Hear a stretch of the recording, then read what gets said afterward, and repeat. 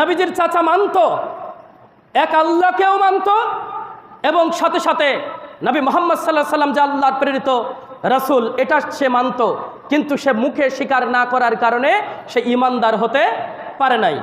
সুতরাং শুধু অন্তরে বিশ্বাস থাকলে হবে না। তাহলে কি শুধু মুখে যদি কেউ স্বীকার করে আর অন্তরে যদি থাকে আরেকটা, তাহলে কি হবে? না, মুখে স্বীকার করত যাদেরকে আপনারা বারবার নাম শোনেন তাদের কথাগুলোই বলছি, আরও মানুষ আছে মুখে স্বীকার করত বারবার।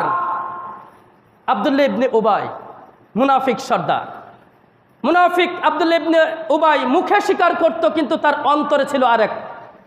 আমলও করত।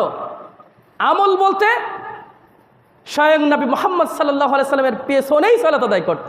আল্লাহু আকবার, কি সৌভাগ্য তার! কিন্তু সে কি করত? তার অন্তর ছিল